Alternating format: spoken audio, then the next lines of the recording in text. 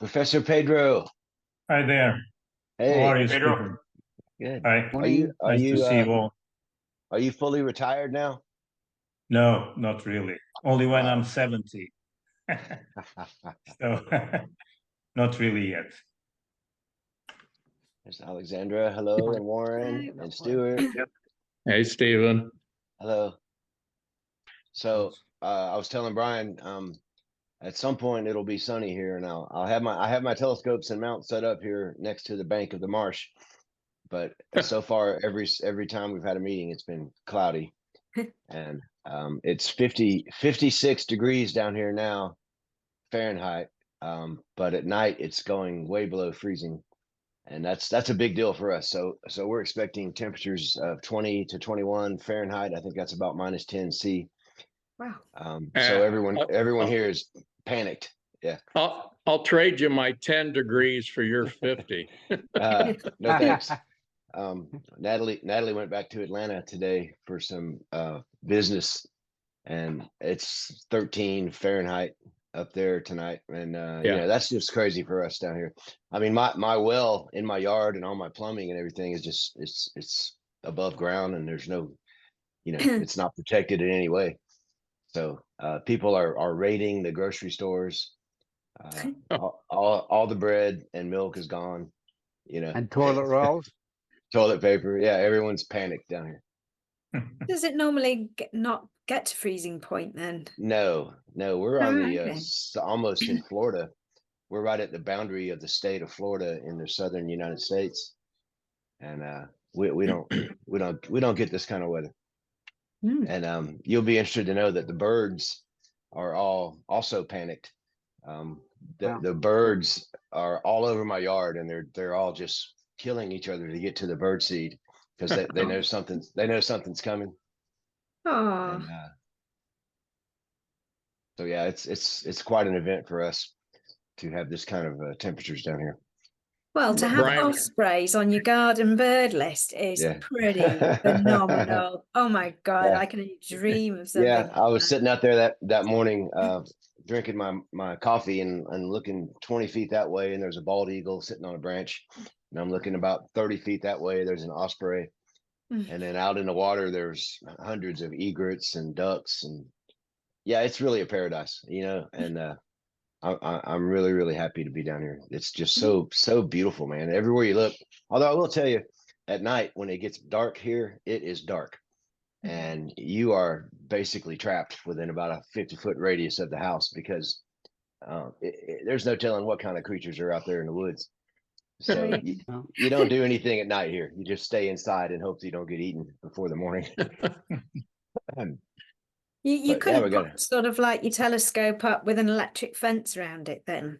I would have to do something like that, because there's a lot of wild hogs that come through, and I have I've had wild hogs come by already while I was out using my telescope, and it's not pleasant. They're very large. They're bigger than me. I was Um, thinking more about the alligators or crocodiles. well, it's a salt marsh, so we don't have any crocodiles in this part of the country, and the alligators like fresh water. So if it was a alligator, which we do get the occasional alligator in our garden pond, it would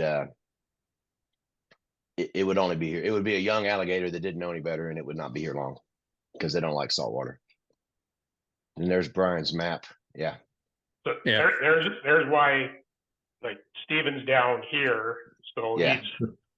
he's relatively mild compared to like southern Alberta. Northern Alberta is in the minus 40s and 50s almost. Good God. But that whole cold front, the polar vortex, as it's called, is extending down that far. So we've got snow squalls blowing in off of Lake Huron and Georgian Bay, but they're minimal. My kids we're planning on going back to Western Ontario this afternoon, but the roads are closed. You can't see the whiteouts from the snow off the lake. Wow. So that's the local circumstances. Yeah. Wow. So it's not Yeah, that I feel bad, bad. Stephen. Yeah, it What's could be a that? lot worse. I feel bad telling you I'm sitting in 28.7 degrees C at the moment at 4 o'clock in the morning. Yeah. Along with Martin, it's the same as well. And Ralph would be pretty warm where he is too. So We'll talk to you in July. and Yes. see. yeah, it'll be about 20 degrees C. Oh yeah, that's terrible, man. So It's terrible when your seasonal temperature shift is 10 degrees Celsius. Whereas here it's 70. Yeah. Oh my goodness. Believe me, it can get pretty cold here. Actually, if you go west of here, we can get down to -10 C. So, quite, Get away quite from the easy. ocean. Yeah. Whereas Yeah, I was here there. in the UK, it can be 12 degrees in July and it can be 12 degrees in December. Just think of the panic that's going to happen in the next few days, Alexandra. Oh, what? Because we're get about 3 forecast flakes of about a snow. micro flurry of snow. Yeah, Exactly. it's going to happen. If it snowed here, people would be jumping off rooftops. They wouldn't know what to do. Yeah. Yeah, that's a bit like the UK. Nobody knows what to do. Especially driving wise. Nobody Yeah. knows how to drive in the snow in the UK. Sean, Well, you should get in nobody your has the car and proper drive on down here, tyres. man. I would love to. I am getting over some sort of thing. We went to Disney World, and you would not want me there. Well, Natalie just went back to Atlanta for 2 weeks, so Yeah. I'll be clearing trails for the next 2 weeks. Your favorite thing. I wish I could come down. Anyway, last month's meeting was really great. I thought it was really successful, and the presentation was fantastic. And I was hoping that that Pedro, since he joined us, are you still here? Yes, I'm here. Yeah, maybe you could tell us. Do we have anything scheduled, Alexandra? No. Okay. Just a Can you tell chest us a little chat. bit about your Solex and how that's going, man? Is that all right? Yeah, well, I was going to ask Michael if he has already tried the Solex or no, not yet. I have tried it with a color camera. I have a mono camera on the way, but it's stuck in customs at the moment for the last 2 weeks, and I hope to for it to arrive this week. I was surprised at how easy it was to assemble the Solex. Actually, the video is very detailed, and it's like with a prototype model, but it's actually people might be a little bit intimidated maybe with assembling or the fear of assembling optics and the grating, but it's actually quite simple to do. Actually, give me 1 second. I'll bring it over here. Actually, I think it's the future, man. I think that is the way to go right now. I think But that's the best thing going. it's not very easy to. I will explain a little bit later. But my feeling, it's not very easy to use. But anyway, go on, Mike. Yeah, one deep, if I can actually, I need to turn off the filter, is it's very sensitive, I would say, in rotating the adjustment on the grating. You can fly through the wavelengths very quickly. It is actually amazing just on normal daylight. And I have the little color camera in here, and it's nice. Actually, the color is actually nice from a beginner point of view, in that you can actually see you can associate the wavelength with the color. So the H alpha is very much in the red. It's the dark red image. The sodium doublet is in the yellow. There's thousands nearly of lines in the green, and you can go right out to the calciums then as well. And you'll see how the green is very bright, and then the reds and the blues are dimmer, which corresponds to the normal visual spectrum. So it's interesting from that perspective. I saw that you got the second version of the Solex, because the first one is not really very good. That's 3D printing. So the first version is very flimsy. The only problem I see is that it's not easy to get everything in focus. So you have to focus the first order, and then you have to focus the camera, and then you have the issue. I know. And then you have the issue with the speed that you have to use for getting the images. So I'm not, since I'm using Takashi mount that's only +2 and +150. It's difficult for me. Wow. So okay, yeah. but anyway, I got some images, only H alpha, because if you want to get the H beta and the calcium, it's not easy. That's my feeling. But Will, if you see the videos by Will, everything seems to be very easy, but it's not. And I tried it a lot. So I agree with Stephen. It's the future. But anyway, I think your this- images were beautiful, Pedro. I was very impressed with your images, man. yeah, but I they are love the not, way it looks. they are not in focus. So Mm, maybe I'm mm, very I don't know. I like to be precise and everything in focus, and they're mm. not. So I only got once a nice image, but it's not easy because everything, the 3D printer, it's not very precise. So maybe the new model it's better. The problem is that you have to focus the slit and then focus the camera, and that's the difficult part. That's my feeling.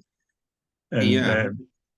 Maybe if I that- show here. So Yeah. the first step, you watch the video, is to focus this bit here. right, And right, that you can focus in daytime just on a distant object.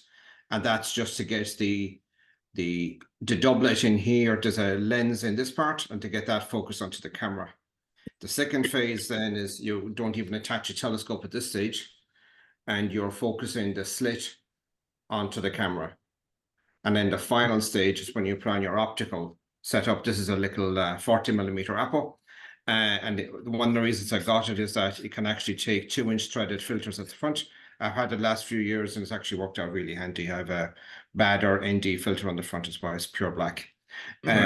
And then the last step will be put on the optics of your little, whatever, mini telescope you want, finder scope, whatever it is, and then you can focus that. But it's... I'm using a 178 ZWO, and that's the best one. It's small pixels, and you can play with the gain. I don't like to play with gain, but then you don't get a circular sun. And I always use the minimum gain. So you can get interesting images, but they are not really. I'll have to try more. And then I also use a portable mount, Sky Adventure GTI. And that's okay because you can control it with your mobile phone, and you can get all the speeds that you need for getting the right circular sun. But it's not easy. Anyway, I tried everything, focusing everything, and it's not there I yet. think your images are quite good, Pedro. I think you've been a little harsh on yourself. Maybe. Yeah. I would say they look very good. Yeah, I loved them. I thought they were VH alpha fantastic. shots. And I realized you're being kind, but it's not my normal standards. it's So not what, in you're wanting focus. to get an image like Douglas? Maybe, yeah. I'm in contact with Douglas, and he was very friendly and giving advice. But it's not a Solex. He made it himself, and the images Douglas do are really excellent. And not my standards. It's I still have to get there. Well, but I found anyway. out that I could do exactly the same thing with my L Hi-Res 3 from Shellyak that I've had for quite a while. Right. So I've been experimenting with that. Nothing ready to produce yet, and I'm having trouble getting the mount speed proper across the slit, like you're talking about. Exactly. It's a totally new thing, and it's something we're not used to doing. So yeah, it is strange because I just have little Celestron mounts down here at the marsh. And they're not very precise. So even if you set it on a speed, it doesn't do that speed continuously. It goes back and forth, and it ends up making it messy looking. But I really like the whole idea of it, and I'm really hoping. Of course, I know this isn't going to happen, but I would really love for some retailer to make a consumer usable spectroheliograph of this nature. But I mean, we can't even. It's not very expensive if you buy everything in France. It's about $600 or something like that. So a little bit more maybe, but it's not expensive for a solar telescope. The ones we are using are much more expensive. So, well, if we can't guarantee him 50,000 sales, nobody's going to put the money into making one. I think Min on the forum is having a problem with his slit, isn't he? He's got an awful lot of dust. How would you get rid of the dust from the I slit? experienced that also. I had a very large streak on that, and that was was dust. So I just blow it away. So there's no problem there. And So when I was mounting my grating, I also touched a little bit the grating. That's me. So I didn't use any glove, but it was not in the center, so that's no problem there, and it works. But dust can be a problem, yes. But you can blow it away with the blower. So Touching the grating is a no-no in spectroscopy. Yeah, I know. I know. There was someone in the on Solarchat that showed us. I don't know if you saw that. Yeah, I think it was Min, wasn't it? Yes, yes, and he's in a very humid country, so he has to replace the grating because he was thinking of cleaning it, and that's a no-no. Like Right. you cannot touch it. I did that in Australia. I had the smaller version of the Shellyak there for outreach, and some kid sneezed into it, and I And that's it. I cleaned it. I thought I was doing the right thing, and I just barely touched it with alcohol on the tissue, and it ruined it immediately. So the guy, Exactly. Olivier, he actually 2-day aired me a brand new one while I was there, and he was very, very supportive back when he was part of Shellyak. So how does it damage the grating? I think it was humidity. This you can see on the photograph he showed. He has lots of patterns, and I think it was stored inside a container or something, and it's ruined, I think. But I know anyway. The etching is not very robust, Alexandra. The etching is super, super, super fine, 2,400 lines per millimeter, and it is not robust. It is, it's not an automobile designed for hand washing or anything. And if you touch it at all, you just take all of the lines off. Well, maybe not take them off, but you definitely damage them if you touch them in any way. Yeah. Okay. If you get anything on the surface, it's going to fill in between the lines, and then you have an uneven grading pattern. Very, very touchy. Can I share the screen here a little bit? Please. Air to just blow it, and that's it. Yeah. Well, let me see. Am I sharing the screen? Yes. No. Yes. Yes. But it's not there. So I'm sharing. I can't believe you don't have a picture of you and I. No, and I have a second screen, so here it is. You can see here. No. You are seeing now. No. We're seeing the home screen still. Yeah. No, sorry. Let me share another screen. Sorry. I should be I'm used also, to I'm somewhat upset that I do it every day. Now it's okay, no? Yeah. Yes. Yes. You can see here. You see the things that I get. It's not really in focus. It seems nice, but it's not, is it? The prominence looked well focused. Yeah, it should be, and you can see here. You can see here it's not homogeneous. So sometimes you have wind or something, and this is not a problem. There's something else. But it's interesting. You get interesting results. Let me see more here. This is another day. This one is better. I have this is in January. It's raining a lot. It's very unusual. In December was not raining at all, but now it's raining a lot. Let me see the best one I've have so far. And this is calcium, and it's clearly out of focus. And H beta. This is H beta. Not really very good. And let me see one that I have. And this is the portable mount I use. This is very good for imaging the sun.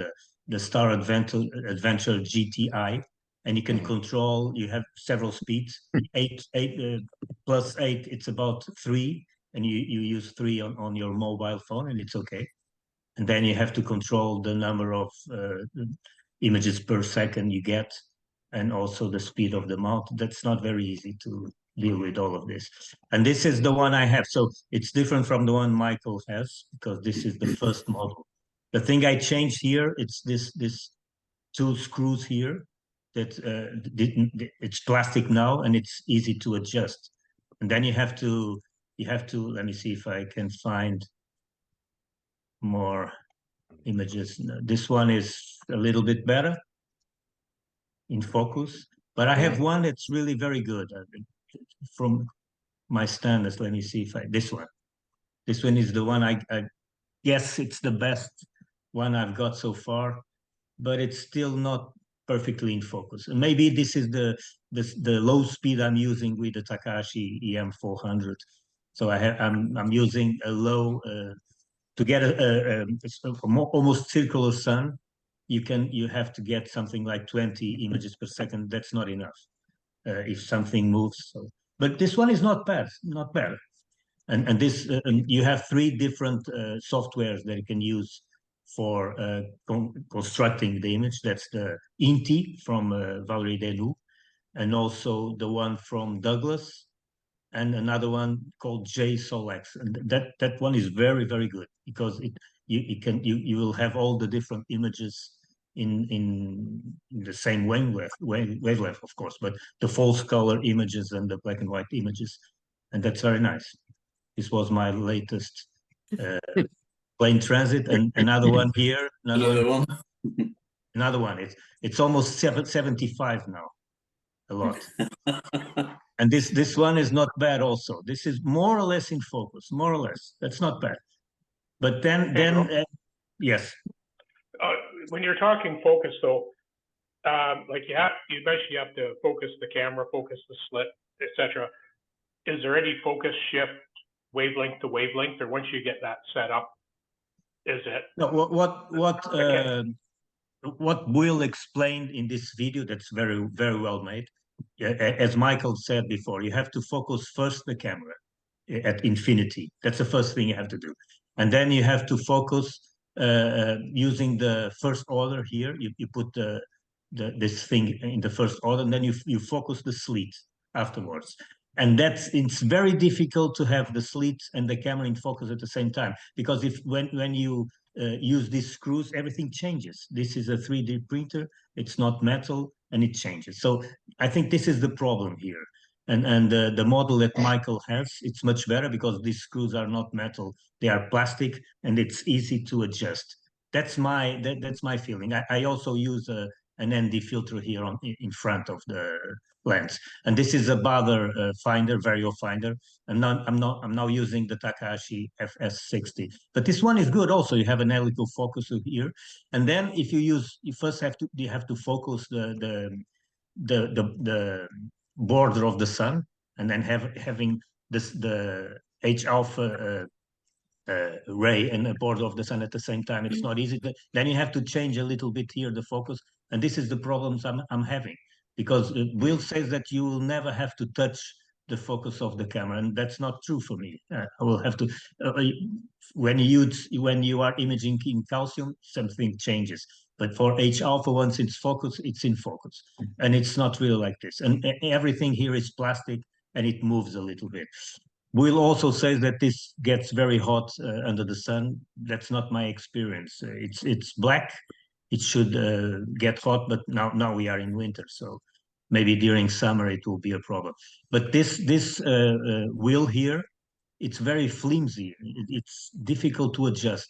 And then you have to, another thing that you have to use, you have to be very careful to get the whole sun, because if it's not center, you'll have parts of the sun. And the Solex is only good for focal length of to about 400 millimeters, so 40 centimeters. So more than that, you will not get the whole sun. And you can do whatever you want. You can have H alpha, H beta, calcium here. It's interesting. Not every ray you can image are bright enough for you to image, but at least 3 or 4 are okay. And this is well constructed for sure. But the second model, if you are going to buy one, I would advise getting the second model that Michael has. It's much better. Pedro, quick question. Obviously, the camera can rotate and the whole unit can rotate. I'm just thinking about aligning tracking, the slit, and the camera. That's a very good question. Douglas says that it's very easy to align a camera. It's easy, but when I work with INTI and JSOLX, I get something like +1 or -1 degree. So it seems to be okay, but it should be very well aligned. And since I'm using a portable mount, and it's not very well polar aligned, sometimes it can get a little bit off. But it's very important to align correctly. And +1 or -1, it's okay, but +5 or +10, that's not okay. So you'll get a distorted sun, and like a football, like an elongated image, and that's not perfect. maybe that's the reason why I'm not getting perfect images. But comparing my images with the ones that Douglas get, they are not very good. Douglas does a much better job, for sure. Of course, he has a different slit, bigger one, and different from the ones from Solex. He can use longer focal lenses for sure. And he combines images, and that's very important also, because this is only one image. And what I do mainly, I take lots of different videos, and then I then try to change focus a little bit. But it's not always. For me, it's always out of focus. So it's not. I have to try more. But anyway, I'm not sure what I'm doing wrong. So, but anyway. Have you seen the video that Douglas did, like a solar chat? And he Yes. shows on there how to focus that slit and what to look for in it, you know, to focus it. Have you tried that? I've seen the Solarchat talk he gave here. That's the one you are referring to. Yeah. The problem is that I followed most since I have the Solex, I followed Will's instructions. So as Michael said, you have to focus the camera first, and then you have to focus the slit, and then you have to get both together and have very clear cut edges. And this is where the everything will come in focus. And I'm having problems with that. So I don't know. Maybe mine is in focus and I would get better images than that. It helps to use if you are using. I'm not sure if Michael will do that also, but it helps to use an H alpha filter in front of the Solex, 7 nanometers one or something like that. It helps. But then if you want to use make another image of H beta or calcium, you will have to take it off. So, but it helps because and I'm using a very good telescope, the FS60. It's an apochromatic Takahashi, but you don't need that. So you need a normal telescope. So even an achromatic one, even one lens will be okay. But anyway, I would like to see Michael's images because it will be very, very instructive for me, because all I've seen now are the French images, and they are all very good. So I will have to try to replicate that, try more. The question for you, Pedro, is on exposure time. So there's a balance act, as I see it, needed between protecting the telescope and the equipment by using the one of the bad or neutral density filters. And then you don't want to use too strong a filter because that'll lead to long exposure time. What sort of duration, you mentioned frames per second there, but I suppose what exposure time per frame are you looking at the moment, and what are others using? Well, for me to get a circular sun, I have to use an ND filter of 1.8. I think is the one I'm using, not the 3, the 1.8. And also I've used the 0.9. But for the speed I had in my Takahashi mount, it has to be around 20 images per second to get an almost round sun, circular sun. But this is not enough because you have to have more images, because then it will take a while. For me, it will take 2 minutes to get everything.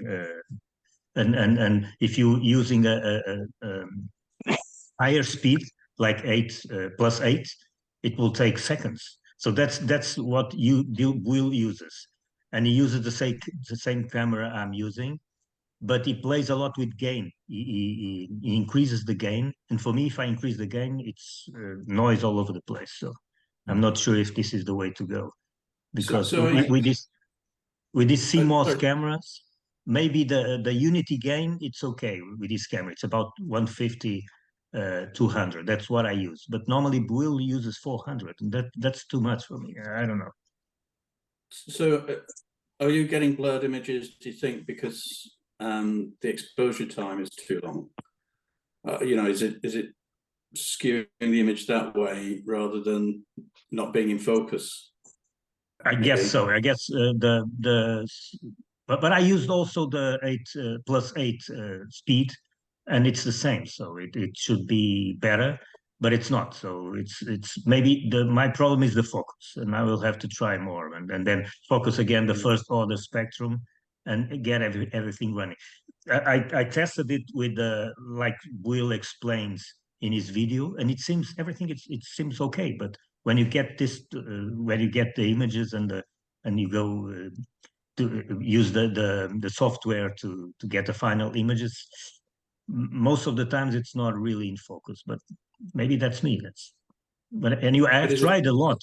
I've not tried it only once. I've tried more than 20 times. So it should be better now, but it's not. So I don't know.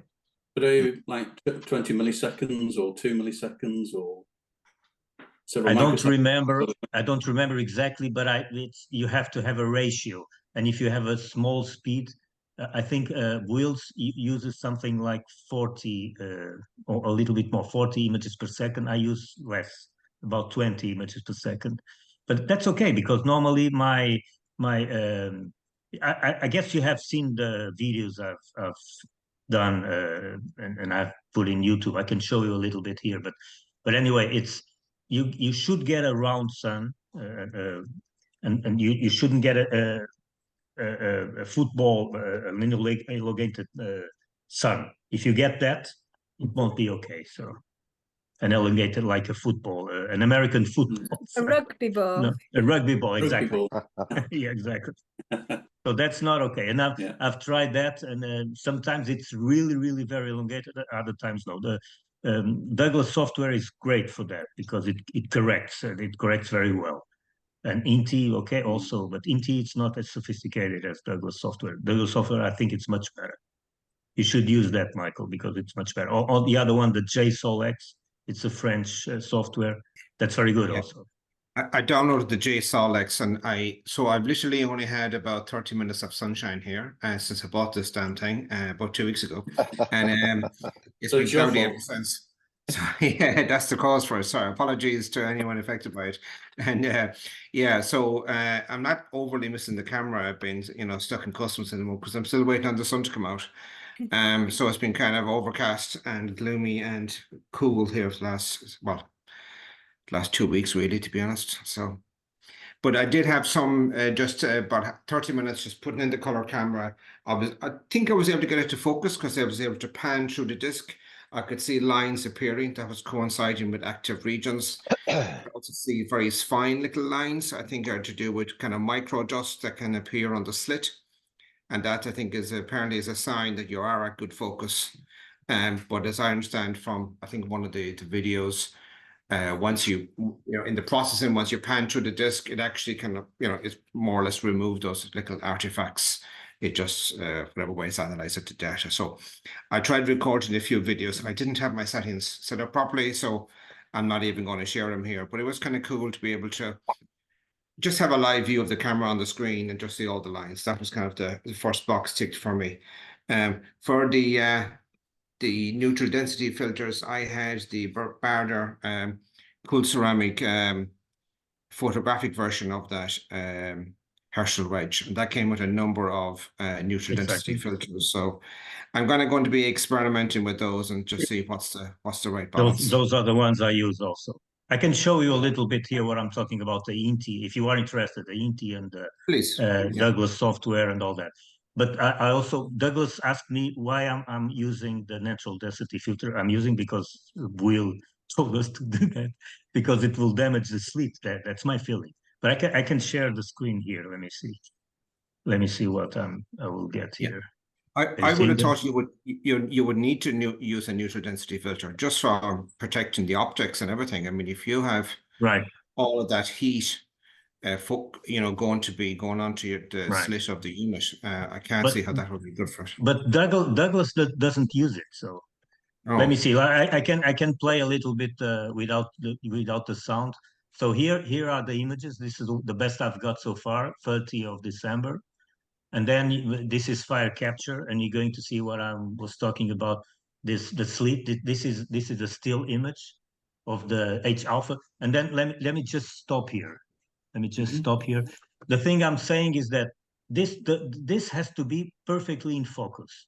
You see, this is the H alpha ray, And this has to be perfectly in focus, and also the inhomogeneity here in the H alpha ray also. And then this is the speed I get.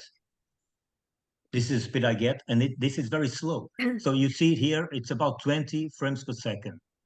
And I'm using 150 of gain and also neutral gamma.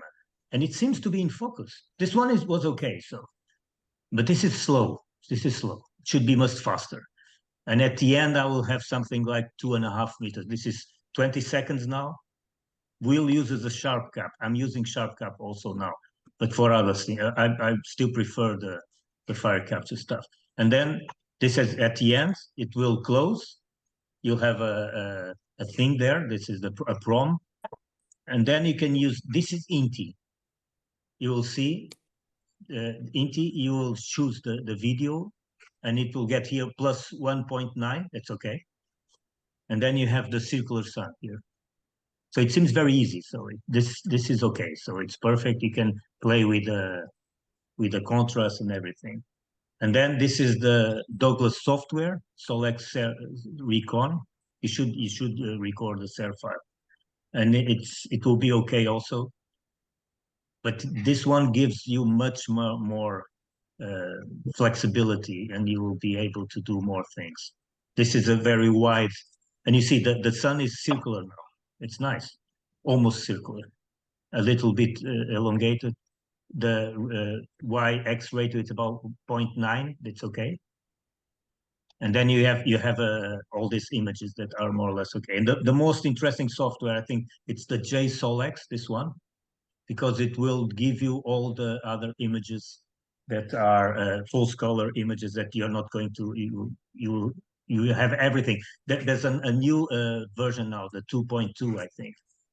And this is the reconstruction of the image. That's the difficult part here. But you see all these things here. This is not perfect. Should be better. And this is maybe the slow speed of my mount, or the slit is not perfectly perpendicular to the Did to the Douglas camera. say that 16 times is the best? Yes, but Will says 8 times. Oh. But it depends. It depends on the speed of your camera. Now you have all the information here that you have. This one has the coordinates and everything. You have the Doppler effect. You have the proms. This is perfect. So it will give you everything. So it's nice. This, but I'll have to play more with this. So it's not always easy. Anyway. Pedro, your exposure speed then was something like 50 odd milliseconds, wasn't it? So right. if you can you increase the image brightness? Would that help? So that yes, but to get a circular sun, I have to get around 20 with the speed I'm using, 2 plus 2. Right. You have to get around 20 images per second. If you are using plus 8, you have to get more. So that's a very good question. But the correct way to do it is have a higher speed, 8 or 12, 16 maybe. But I use 8, and I used 4 also. And then you have to play. What Will does, it plays with the gain, and then it changes gain. Yeah. And that's not that. I don't think this is the right approach, because if you increase the gain, it will get. Of course, the gain is mainly for long exposures. The unity gain stuff. But if you increase the gain with low exposures, you'll get lots of noise. So I would say around 100 or 150 for the CMOS camera, not more than that. I think you touched on it earlier that, I mean, this is just a single image. Obviously, it's built up with these slides. Well, we all know if you take a single image out of one of our videos, it's not going to be the best image. So what if you do image stacking, which did you say Douglas does? That's what Douglas does. So, but if you look at the Facebook of Solex, there's a Facebook page. Most of the images are single images. The French are doing that, and they are perfectly in focus. So not everybody. The last version of JSOLX has the possibility of combining images for sure. But this is the way to go, because you have to combine at least 10 or something. But then Yeah. with my speed, at a low speed, and I asked Douglas that when he gave the presentation, if you combine 10 images, at the end it will be 20 minutes, and that everything will change in 20 minutes. So you have to use higher speeds to combine the images. So that's the reason why Douglas uses plus 16, maybe, I think. But anyway, Right. it's a very interesting instrument. You are doing interesting stuff. It's a spectral photometer, and you are playing with the spectrum, and this is really very interesting. But anyway, my feeling is that I get much better images with all the other equipment that I have. So, and this is only for the whole disk, the full disk. If you are, there are people doing using a Solex with higher focal lengths, like 1 meter or more, but that's not perfect. And you have very good presentations by Valerie and Will about 1 year ago, but they are in French. So if you understand French, it will be this was they made that in a French meeting in Paris or something. But this is very interesting. You can do interesting stuff with that, and it's a cheap way of doing H alpha imaging or in other parts of the spectrum also. So anyway, but if you are thinking of getting one of these, get the second version, and it's more or less the same price. The 3D print, it's the same company, French company, that does that, and you can buy. I bought mine secondhand, and a guy in Switzerland that bought it and never mounted it, so it was something like 20% less the price, and I got it for €500, and I think it's about 650 or something if you get it new. So it's not really very expensive. If you think of a Netalon, that will be much more than that. So Pedro, you say the second version is the one that you print 3D? yes, I can try to show you the second version. Let me see. I was looking at them online and saw that. So I think you could buy a printed kit if you didn't have a 3D printer as well. Exactly. I bought everything made, so you can do it yourself. But let me show you here. I can share the screen. I'm not sure if I'm bothering you, but let me see. This guy Mint followed my suggestion, and he asked in this. Let me see. This is what the grating from this colleague looks like. So it's molted. You have humidity there. So I think this one is ruined. That raises a point as well, Pedro. I think for me, certainly it's to make sure to keep it indoors every time I'm not using it, because this setup can also be used as for a Starex, which is using for not just for a spectrohelioscope, but exactly a spectroscope. That's a very good point. It's raining a lot now, and mine is at the observatory, so I have to get it. But anyway, you see, these images are great. So this is not more or less. This is images from French colleagues. It's perfectly in focus. More you have the edge here is not great also, but anyway, better than mine at least. And this is mine, but then you have all this one image, an average, and also an average. This is perfect, isn't it? So this one combines images also and longer focal lenses. So you have lots of things here. This one is also interesting. I don't like the inverted sun, but anyway, this is nice also. What? This is mine. This is not bad. This is my better images with the Solex. So anyway, if you compare it with the other stuff at lefty, it's much better for sure. But anyway, and they said it's about 0.2 angstroms, and this one is 0.5, and you will have more information at 0.2 for sure. You see the contrast here; it's much better. But anyway, if you go inside this is the last version of J Solex. If you go here, not everything is in French. Some comments are in English also. But this is the one. This is mine also. You see all the images that you get from the J Solex, and I made an animated GIF, and he gives you all that. So it's very interesting. you can get lots of information with the spectroheliograph. And this was with the Takahashi FS60 and with the 178 the day after Christmas. But anyway, this one looks perfect, doesn't it? This one looks very nice.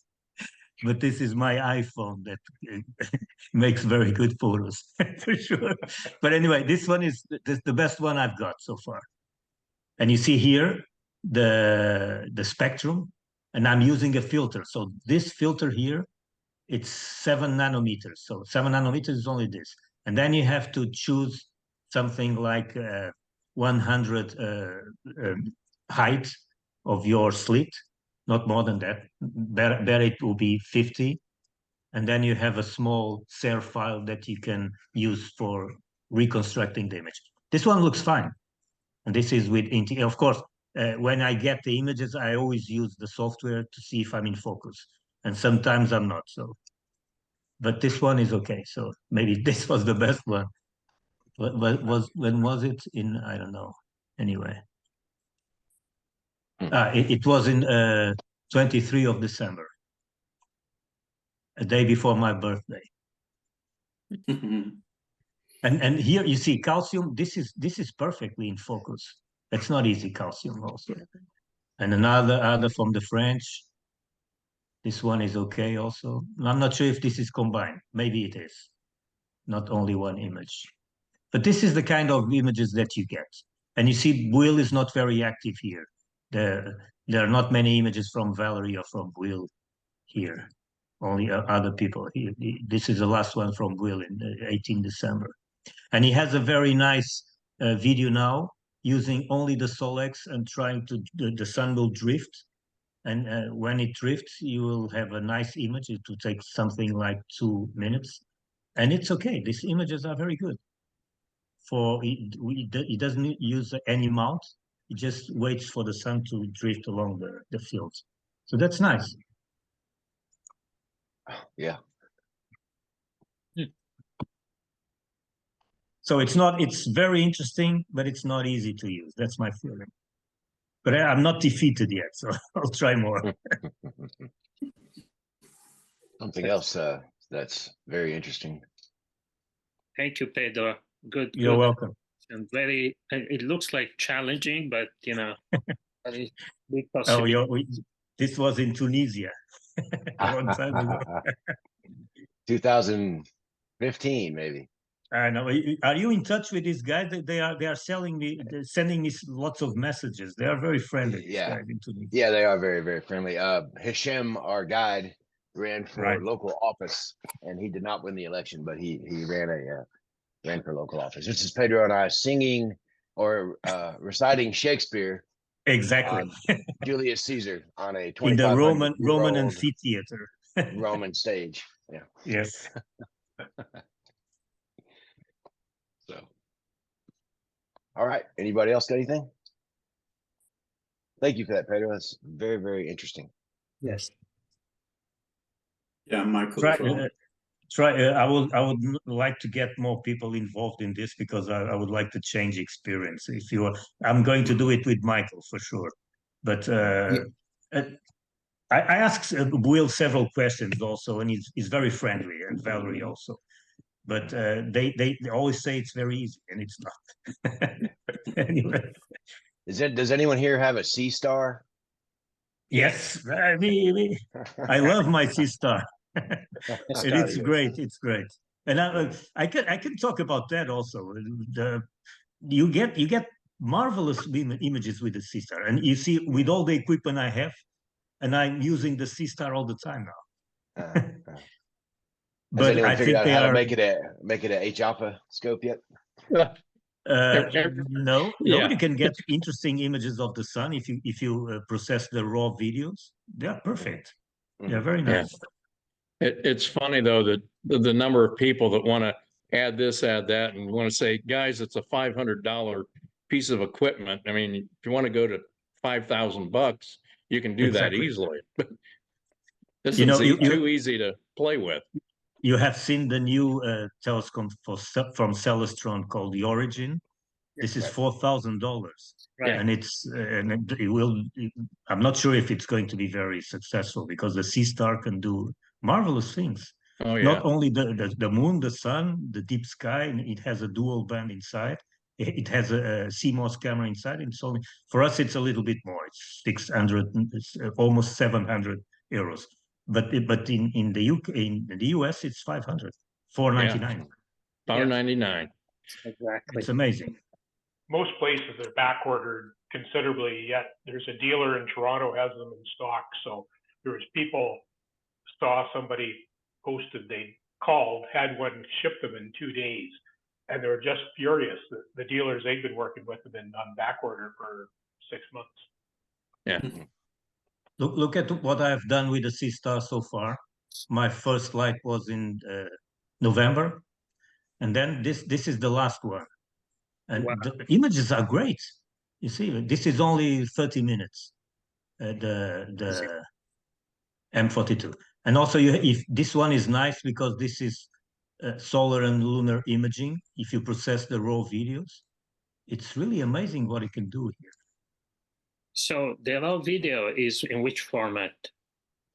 It's in an AVI format that it's recorded and it's inside. If you use your mobile phone, Right. you get very fast videos and photos, JPEG photos on your phone.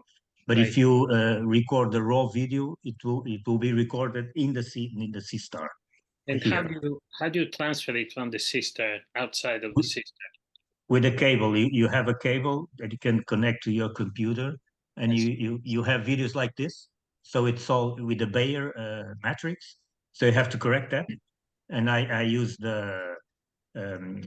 auto stacker to do that. And the final images are really great. So then you process everything with Photoshop. The final images are really very good. So this is the final image. You see, with a 50 millimeter aperture telescope, 250 millimeter scope, Yeah. it's great. It's really very good. Yeah. But then what I did here, I added something like 200 images to get this final images. That's very nice. Yeah. I just received it and I have to put it to work now. Yeah, and this one, let me see. This one is also this M42. It's really nice. Yeah. It is. How do you get it to track accurately for a deep sky? Yeah, It you does. see this is the interesting part with this telescope. You have to align everything well, and it does. You see at the left here, you don't have to do anything. You don't have to know the sky. You just go to M42 or another. This is the Rosette Nebula, and it does some plate solve, and it gets it for you. So it has to be leveled. That's the first part. You have to level. You have to have. I bought recently a leveler from China, about $20, and it will level more or less okay. And then it will find everything for you, no problem. With the sun, it's difficult because it doesn't have any reference and it doesn't do any plate solving. But with the moon, it doesn't find the moon easily, you can get plate solved close to the moon and then go to the moon. With the sun, if the sun is very high, that's not for you. The sun is very low now. When the sun is very low, close to the horizon, it will be difficult to find with the C-Star. If it's very high, close to the zenith, also difficult to find. But sometimes you can go there manually. So this is perfect. So you see, let me see if I show you here the plate solving stuff. It goes this is to the left. It's plate solving now. You see, you see here, go to object, and the target, it's the red rectangle, and the blue one is the telescope working. So it's plate solving now, and once it's plate solved, it starts imaging. And this is EAA, electronic assisted astronomy. So you will get something like I don't know, 10 seconds. Now the new version, the new firmware has 20 seconds and 30 seconds, but I always use 10 seconds. And the images are correct, and you have a dual band filter here. For the UK, since you don't have much clear sky, this is perfect because if the sky is clear, you go there and you image for 30 seconds, 30 minutes, sorry, and then come in. And then most of the time I'm in my house, and the telescope is outside. You can go up to 10 meters distance, and it works perfectly. So to the left you have 4 minutes, and then to the right 30 minutes, and then I process everything in PixInsight, and it's a correct image for a 50 millimeter telescope. It's perfect. That's a pretty impressive. It's amazing. It's amazing. It is. This is of course, with targets like the horse head, it's not perfect, but this is only 8 minutes. Everything, I had a very, at this, I was around midnight, and there was fog all over the place. And interesting also, the lens can be heated, so you don't have any problems with humidity there. But I was not getting any images, and the problem is it was when I got outside, I didn't see any stars, and the sea star was still recording images. It's amazing. It's really amazing what you can do with the sea star. And of course, the sun is also, it's only white light, but you can use it also for the sun. So it's what we did here with the Sea Star for our outreach sessions in our club. We now have a Sea Star in our club. You have a normal telescope, people look through the telescope, and then the kids use the Sea Star. And if you want to hook a kid, put a mobile phone in his hand or a tablet or in her hand, and ask them to control the telescope, and they are hooked in 5 minutes. That's really amazing. It's very good. And also another interesting stuff with the Sea Star. 2 people can operate the telescope at the same time. So this is good for outreach sessions for kids. What resolution of image are you getting from the camera in the unit? The camera is inside. It's the 462 color camera from ZWO. It's a perfect camera, low pixel. You can bind the camera also if you want, but of course it's not cooled. But since it's very cold outside, it's almost cool. Now we have temperatures like 2 or 3 degrees outside during the night, so it's cold. But during summer it will be a problem for sure. But it's a good camera. It's the camera that it's a full HD camera, 90/20 to HD camera. So it's a good camera. It's not bad. Very good. So if you, I would recommend it for not only for you for outreach sessions or whatever. So for the sun, it's interesting. Also, the moon is not great because it's very contrasted. You should use the raw videos if you want to get good images. But for getting a correct image of the sun or the moon in 2 seconds, it's perfect. It's really very good. Alrighty. And all the other smart telescopes are much more expensive. The Equinox or the EvoScope or all the others. And the new one from Celeste, from the Origin, it hasn't come out yet, but you can see the videos on YouTube. It looks interesting, but it's very expensive. $4,000, that's too much. It is an excellent scope, and it's got an excellent camera and all kind of great software in it, and a good mount and all that. I'm they're pushing it hard with us Celestron ambassadors. They want us to show it around, but it's just it's it was not the greatest release time, because now the Sea Star everybody's talking about the Sea Star, and you're not going to convince a non-astronomer. I'm not saying it's bad. The Origin is very good. Scope. And when you price but the Sea Star, it's more. Yeah. The cost is lower. But anyway, the Celestron. You're not going to convince non-astronomers that this is worth $3,500 more than this. Right. I'm sure. But anyway, Alexander was asking that the problem here, if it's an alt-azimuth mount, and you'll have field rotation. So if you are combining images for more than 30 minutes, the field rotation will be awful. So you have to deal these nice images that I showed of M42. That's PixInsight. You process everything in PixInsight. You use all these tools, the blur exterminator, reduce the stars. I don't like to do it. For me, as a photograph, it's a scientific photo, so you shouldn't mess with the reduce the stars or take off the stars and process. I don't like to do it. But anyway, for outreach, I think these smart telescopes are really amazing because you can. It is. The Origin is also an altazimuth, and so is the Unisolar. Exactly. All of them are altazimuth. But the Celestron is much better because it's how do you say that? I never remember the name of. It's like a Schmidt camera, our Rockerman It's something. a Roy Ackerman Schmidt. Exactly. I'm reading Thank it you. here. That's how I know. And it's perfect because the resolution it's much better. It's an f.2.2 f2.2, so it's much brighter and longer focal length. The mount is great. The gears are much better because everything is plastic in the sea star.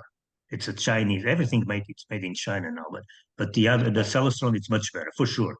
And I'm sure it will be worth $4,000. But I'm not sure if it's going to be a success because the Unistar is 5,000. The first one, the first smart telescope. This one, Celestron, it should be, my feeling, it should be lower the price, something like 2,000, 2,500. 4,000, that's too much. Maybe I'll get one second hand.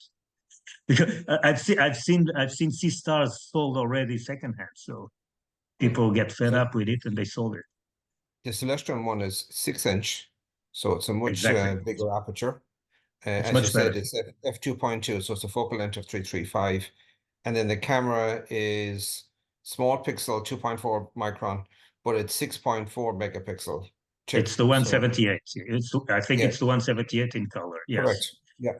It's f2.2. So it's a 6-inch f2.2. It's really it's a very nice concept, but it's my feeling that it's expensive. I'm not sure. I don't know. My fear would be longevity of electronics. Like its control computer is a Raspberry Pi 4, but obviously that'll get superseded over time, and so on and so forth. So what happens in 5 years' time, for example? Can you just plug it out and put in a new Pi, or how? But a nice concept with the Origin is that you can use filters. It has a filtered RAW, and that's very nice. And another thing here with the smart telescopes, the autofocus, it's amazing. You don't have to focus. You just press autofocus and it's perfect for everything, for the sun, the moon, and the stars. That's perfect. Let's just say you should not be surprised if Celestron also comes out with a miniature under $500 version of this sometime soon. Maybe. And I think the Sea Star is coming with a 10 centimeter version for sure. And that's going to be more expensive. But they are already thinking about this for sure. And I got mine cheaper because the guy selling them in Portugal is a friend of mine. And I'm advertising also a little bit anyway. But the Celestron Origin looks very interesting for sure. For sure. I would like to get one, but I cannot buy every telescope I see on the markets. Really? It really looks like you have. You have most of them. No, this month I got another Pentax 75 for very, very 250 euros. That's nothing. That's nothing. In Spain, the guy was not. He didn't know what he was selling, and that's the same, more or less the same as the Takahashi FSQ 85. So 240 euros. I used to have that scope one time. It's like a 65mm imaging circle, I think, on the back.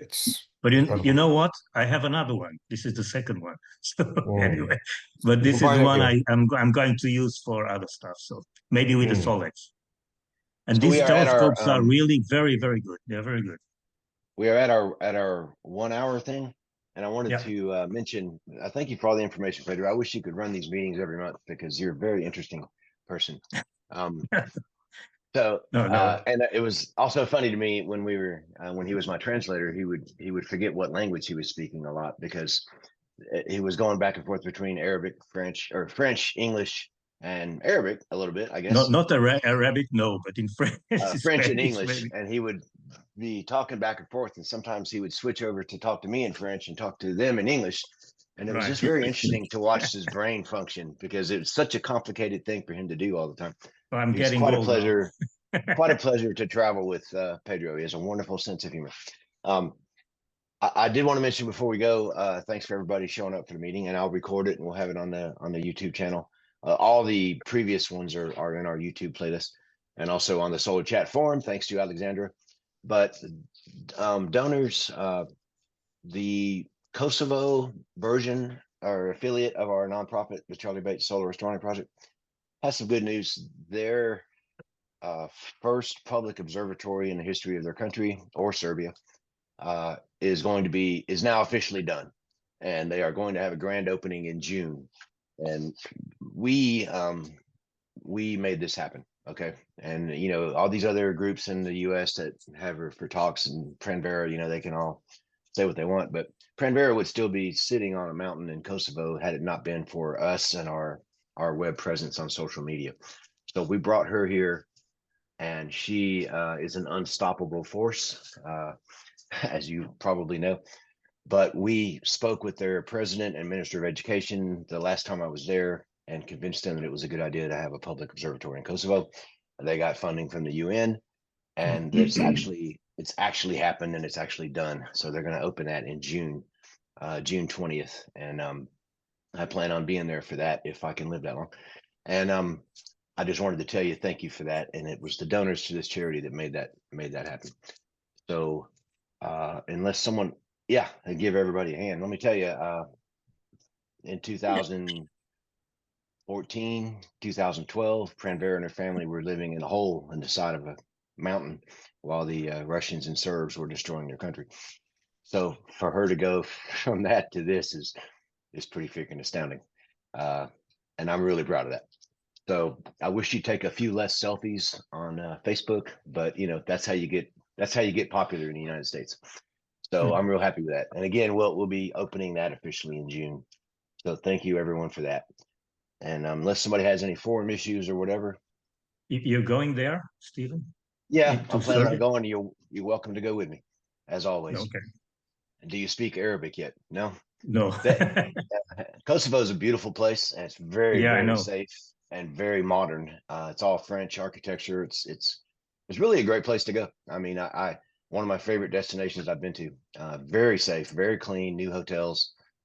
Everyone there is really nice. It's a secular country, so they don't have any kind of weird religious stuff going on. And it's really a pleasure to go there. So I would love to have you accompany me if you'd like, Pedro. Okay. So we will. Alexander, are you feeling okay? Stephen, aren't you giving a talk next week? I was, but then I did not know I was giving a talk until 2 days ago when they messaged me and said, you're scheduled to give a talk. I don't really have anything to say. I mean, I'm not really at the forefront of this anymore. I mean, how was that? Was that a bad thing? Because I told him, I don't really have anything to talk about. And, I had even forgotten. I'd forgotten that I was supposed to give one. I thought you were talking about light. Haven't you got one already pre-done? Yeah, but this is a big society. I mean, this isn't the local middle school. I mean, they want something with substance, right? Oh, that's a shame. Yeah, I think they already Even talking scheduled about somebody else. outreach would have been good. How to do Yeah. outreach. Yeah, That well, would have been I was all excited about doing that back in October, and then they came up and rescheduled it twice, and then I just forgot about it. I don't know. Is that going to be bad? Do you think I should do it anyway? Because I'm more of a popularizer now than on the forefront of solar astronomy like I used to be. So I don't know. I think you're pretty good. You know what you're doing. yeah, but Oh, I was looking forward to that. well, I'll give you a talk. How about that? You pretty much tell me to do what to do, so maybe you should give the talk for me. Oh, Because I mean, you and Mark are basically running everything. I just I'm kind not of sit in the background and finance it. So Maybe you should be doing the talk next meeting. yeah, I could do that, but nobody here is going to be interested in the stuff I have to say, because every single person here is 100 times more experienced and better at this than I am. I don't think so. Yeah, but Well, nobody's done outreach like you have to thousands that's for and sure. thousands of And school still doing children. it. You know, do people even want to hear about that? I mean, Yeah, I think so. Perhaps even maybe an angle on the outreach, just as an idea. Maybe you already have it covered, but the benefits to the organization to doing outreach. Yes. yeah, What do they they're get great. out of it? You know. Yeah, Well, how to Stephen? do it and what to do and how to go about it. You Mhm. are the best qualified person in the universe of how Yeah. to do outreach. I've And probably to done talk about that more would than have been anybody else. brilliant. Yeah, Stephen, Sir, as Captain Kirk would say, make it so. that's Captain Picard, by the way. Okay, But, fine. Picard. But thank you for that. Thank you for that. Yeah. Now I'm It's pissed the off. age. What can I tell you? But Hi, where everyone. where Well, is thank this meeting Sorry. is going to be where? the British when? Astronomical Association. Okay, okay, right. I know that. Yeah, Via In Zoom. London. Yeah. in London. And Alexandra is an officer on their board, and they sponsor our forum. So anyway, thanks everybody for participating, and I will get this Thank you. recorded and put it up on the forum, and Thank hopefully you. we will Thanks. see you all Good again to see next month. everybody. Yep. Okay, All right, take thank care. you. Bye. Adios. Bye Bye. all. Bye Ciao. all. Bye.